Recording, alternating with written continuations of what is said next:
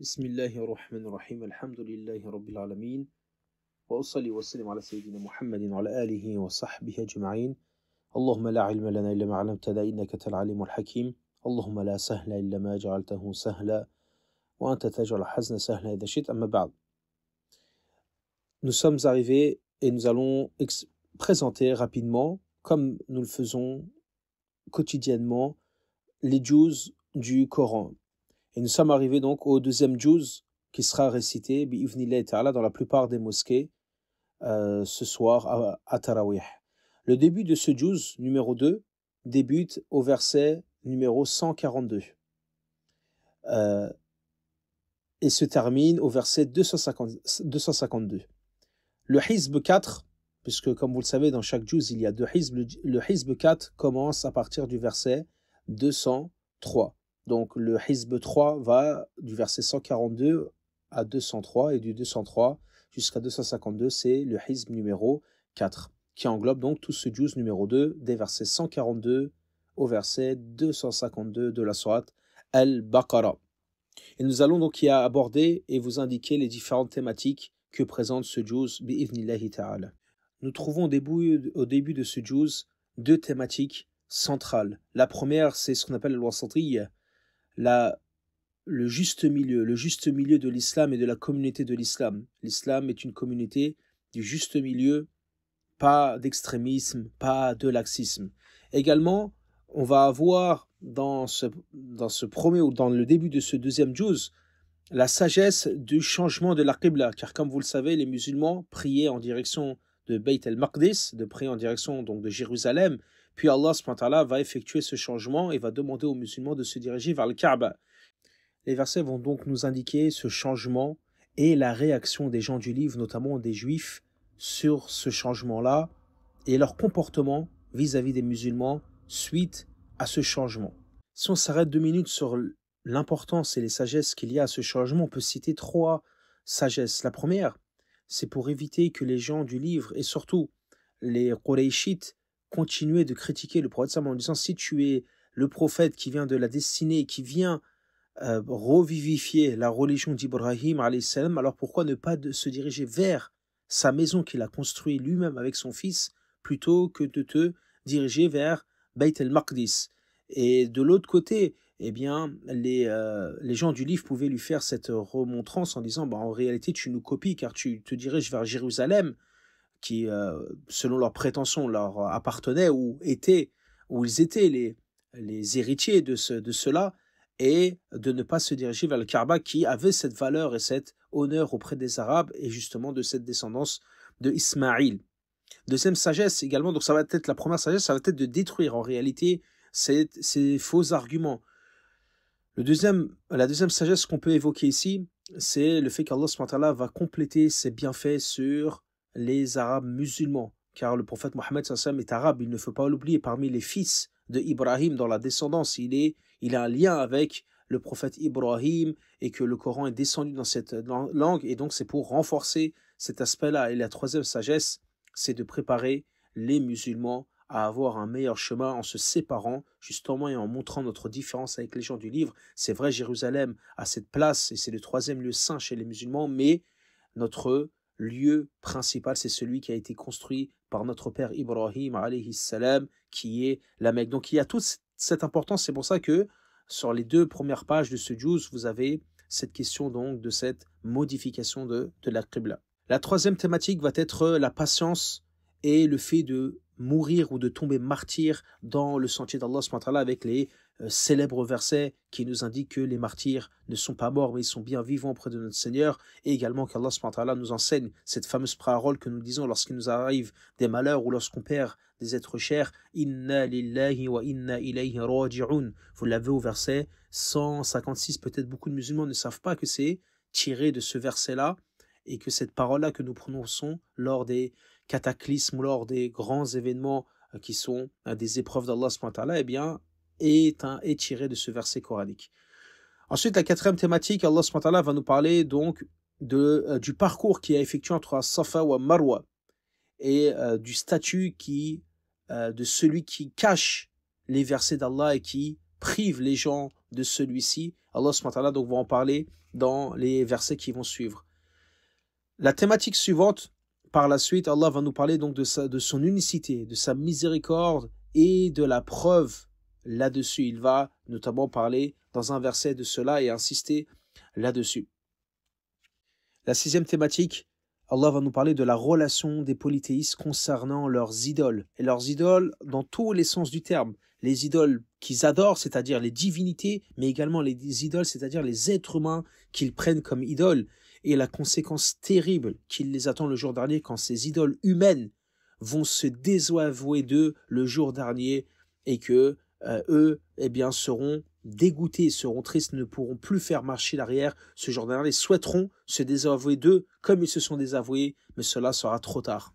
La septième thématique, Allah SWT nous affirme et nous donne le principe que l'islam vient autoriser les bonnes choses et vient interdire les mauvaises. Donc ce que nous trouvons dans notre religion qui est permis, c'est que c'est bon pour l'être humain, ou dans sa majorité, c'est bon pour l'être humain. Et ce qui est interdit, c'est que c'est mauvais pour l'être humain, ou dans la majorité de ce qu'il contient, c'est mauvais donc pour l'humain. Dans des thématiques précédentes, Allah avait parlé de ceux qui cachaient et qui ne voulaient pas enseigner le livre ou qui modifiaient le livre. Eh bien, Allah SWT va donner dans la thématique suivante la récompense et la situation de ceux qui ont caché et qui ont modifié les versets d'Allah et qui ont modifié la religion d'Allah en cachant ces versets ou en les modifiant et les conséquences à cela. La neuvième thématique qui est importante, Allah va nous parler de la réalité de ce qu'on appelle la piété al-bir, la piété ou la bienfaisance. Et dans un long verset, il va nous mentionner qu'est-ce que véritablement la piété à ce niveau-là.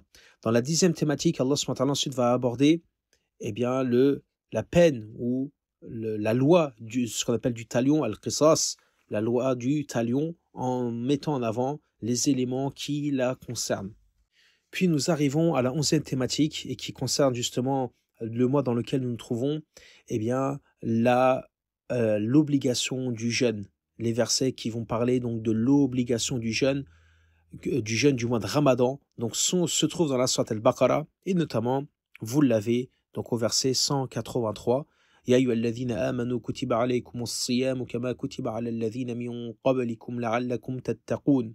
Donc Allah subhanahu wa ta'ala va nous indiquer les règles et plusieurs règles concernant le jeûne sur les 2 pages qui vont suivre à partir de ce verset-là, sur les règles du jeûne pour ceux qui sont malades, pour ceux qui sont en voyage, pour ceux qui doivent donc rattraper, pour ceux qui n'ont pas la capacité parmi les personnes qui ont atteint un âge élevé, également les nuits du mois de Ramadan, ce qui est permis de faire, et quelques règles concernant ce qu'on appelle l'i'tikaf, la retraite pieuse.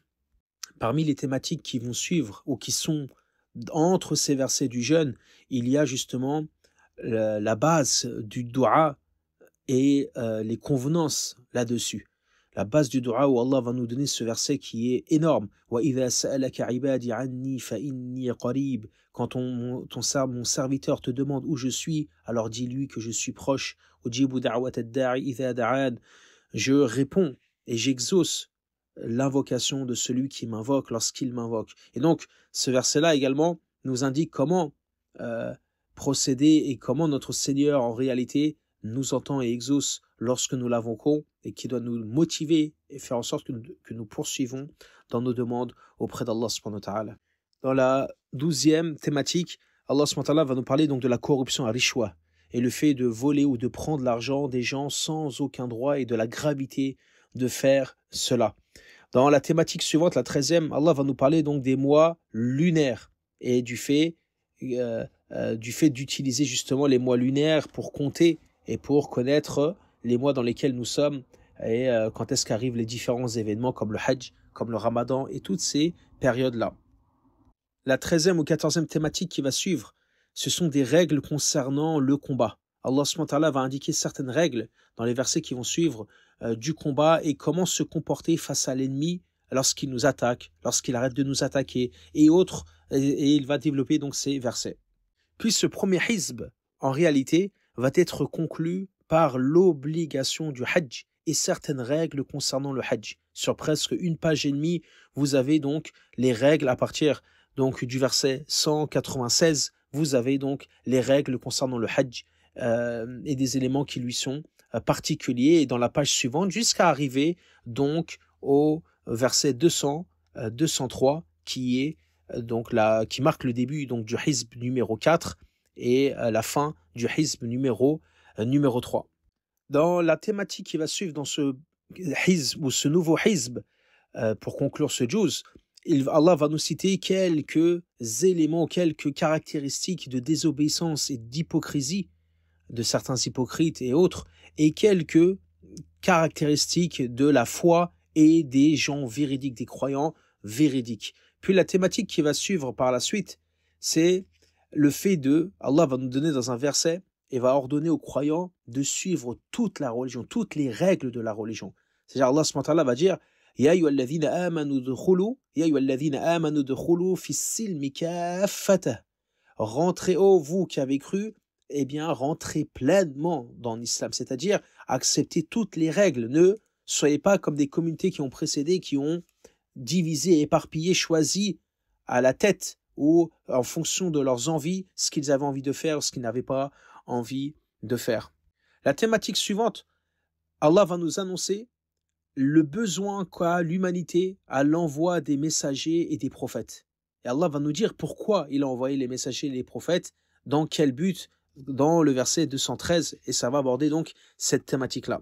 Puis la thématique qui va suivre va être la conséquence de ceux qui appellent à Allah subhanahu wa ta'ala. Qu'est-ce qui leur arrive? Et donc ce verset 214 où Allah va nous indiquer eh bien, ce qui est arrivé à ceux qui nous ont précédés, tous ceux qui ont navigué dans cette voie, dans l'appel à Allah subhanahu wa ta'ala, ont subi des préjudices de leurs proches, des moins proches, de leur peuple. Et donc Allah subhanahu wa ta'ala nous informe eh bien, de ce qui pourrait arriver, de ce qui pourrait toucher les croyants pour qu'ils se préparent et qu'ils ne se sentent pas seuls dans cette mission qui est une mission noble.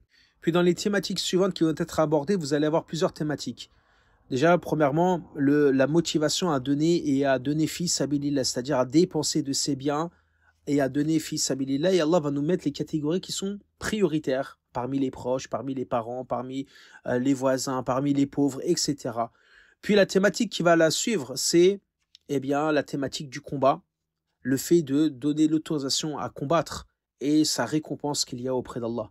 Puis Allah va passer à une thématique suivante, le statut de l'alcool.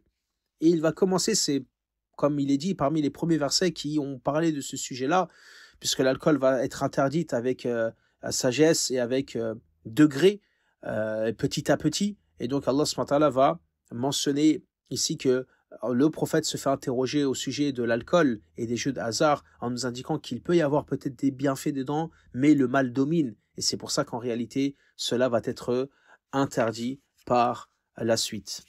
Une des thématiques suivantes qui va être abordée, c'est le fait d'être bienfaisant envers les orphelins et surtout avec leurs biens et de ne pas justement trahir ce dépôt et cette confiance qu'ils ont auprès de nous.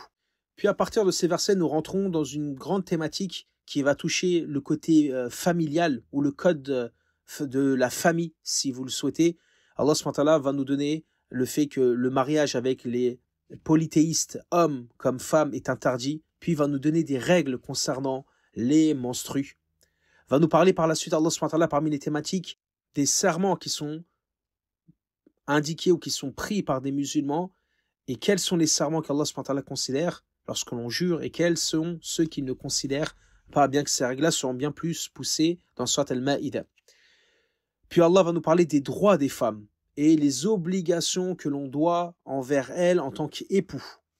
Et par la suite, vous allez avoir des longs versets, les thématiques qui vont être abordées, ce sont les thématiques longues qui concernent les règles du divorce. Les règles du divorce, les convenances lors du divorce. Ensuite, les règles concernant l'allaitement. Vous avez donc des longs versets et des longues pages qui parlent de ces sujets-là. La femme qui perd son mari et qui devient veuve, quelles sont les règles la concernant? Également, lorsque l'on divorce, les règles, tout ce qui est financier, qu'est-ce que l'homme doit à la femme avec qui il a eu des rapports ou la femme qu'il a divorcée et avec laquelle il n'a pas eu de rapport. Puis, nous passerons à la thématique qui est la préservation de la prière. Le fait de préserver, Allah subhanahu wa ta'ala va nous ordonner de préserver nos prières et de faire attention à celles-ci. Par la suite, la thématique finale avec laquelle va finir ce hizb et donc ce juz, c'est l'histoire du prophète qui est appelé Samuel, Samouil et Talut, le roi Talut, et avec cette fameuse histoire des fils d'Israël qui vont demander donc à ce prophète de leur ériger un roi avec lequel ils pourront combattre, et toute l'histoire qui va s'en suivre avec l'histoire que vous connaissez, que l'on connaît, qu'on entend depuis notre enfance, de David et Goliath. David et Goliath, et donc de cette guerre entre Talut et Jalut et son armée, Jalut qui représente Goliath ici, et dont Daoud va défaire et va tuer par la permission d'Allah subhanahu wa ta'ala. Donc, ce hizb s'arrête, et donc le juz se termine avec cette histoire. Et un verset quand même qui est assez édifiant ici, car Allah subhanahu wa ta'ala va nous annoncer, va nous dire وَلَوْلَا دَفْعُ اللَّهِ النَّاسَ بَعْضَهُمْ بِبَعْضٍ لَفَسَدَتِ الْأَرْضِ.